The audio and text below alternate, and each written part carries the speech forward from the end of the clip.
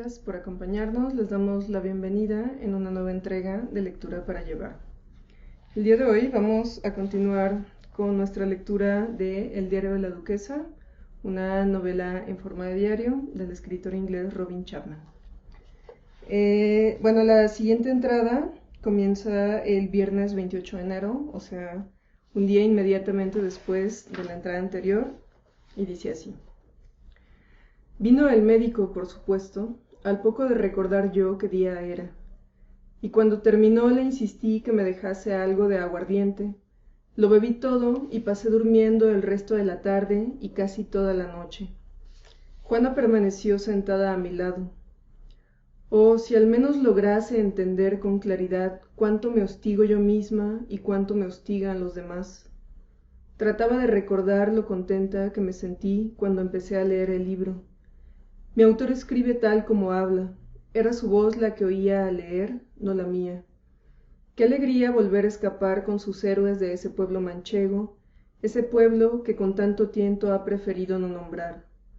Con qué ilusión me acerqué con ellos hasta el pueblo vecino, que sí nombra y que sí existe, supongo que aún sigue allí, el Toboso, solar familiar de la princesa Dulcinea, esa belleza sin parangón de la que el escudero asegura que se parece mucho a mí, pero que no es sino una mentira, una impostura, que no es en absoluto real como lo soy yo ahora en este pabellón de casa entre colinas.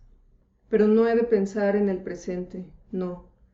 Quiero y he de olvidar el ahora, porque necesito recordar el pasado, aquel momento en que recibí el libro y yo no había llegado todavía al punto en que él, mago desafecto, me saca a mí a escena. Sí, a mí. Bueno, también a Jerónimo, pero nadie reconocería a Jerónimo. Me preguntaba cómo lograría el escudero encontrar salida a la enorme mentira, heredera del libro anterior, de que él ya había visto a Dulcinea.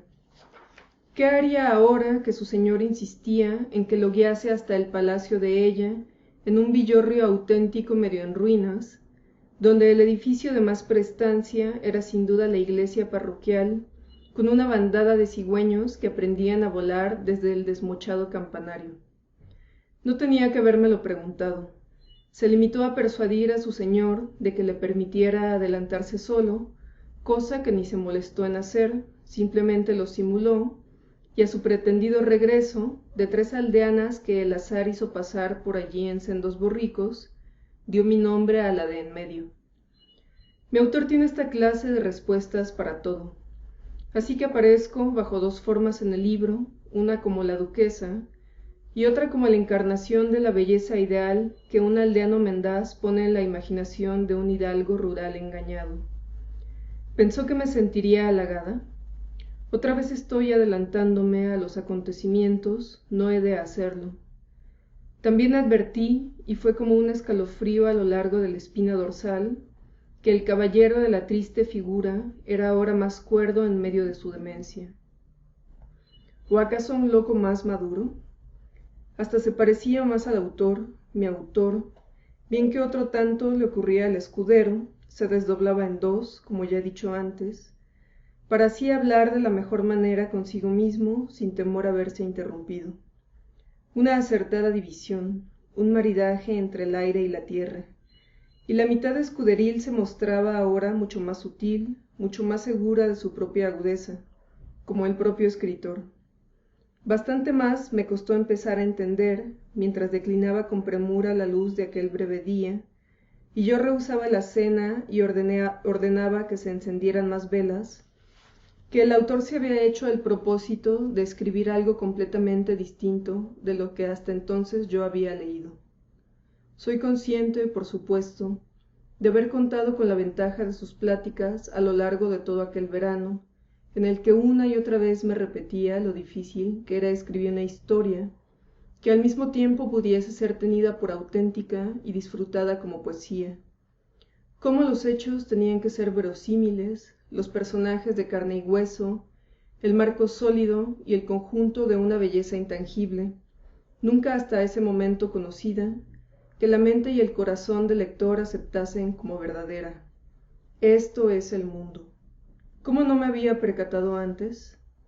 Mi explicación resulta pobre, pero eran tantas las cosas que él decía, y con qué facilidad fluía el caudal de su relato, resplandeciente unas veces, salpicado otras de sombras fugitivas, para oscurecerse luego en un verde túnel. La superficie permanecía siempre serena, no como este diario que salta y se atropella, aunque debajo yo intuía raíces sumergidas, súbitos declives, ojos velados de berrañas. Comencé a inquietarme sin saber por qué. No por la creciente impresión de que él iba con toda certeza a retratarme, aunque supongo que era uno de mis motivos. No. Empecé a preocuparme por él, es decir, por sus dos héroes.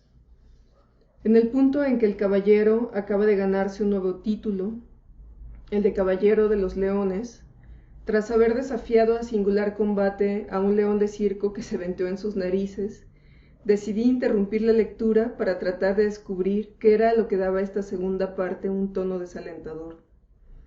Llegué a la conclusión, aunque puedo estar equivocada, tal vez solo sea un elemento más, no el único, de que bajo esta sencilla narración se agazapa un mecanismo que el autor monta en la primera parte y desarrolla en la segunda. Funciona así. Finge ofrecernos una obra escrita originalmente por un árabe y cuyo manuscrito ha encontrado por fortuna en un sendero de Toledo. Paga a un morisco aljamiado para que se lo traduzca al castellano y luego nos ofrece la traducción con comentarios y chascarrillos. De modo que nada parece de su propia cosecha, excepto las casuales observaciones.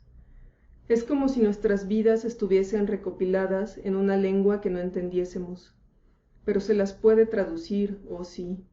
Pueden traducirse vidas enteras, con toda claridad, con toda facilidad, pero seguirán sin tener ningún sentido para nosotros, a menos que alguien superior nos las interprete, alguien capaz de entenderlo todo, una especie de sonriente cirujano de la mente, nuestro autor, este autor, mi autor, que me ha desmenuzado y me ha esparcido como migajas sobre la traslúcida superficie de una prosa interminable.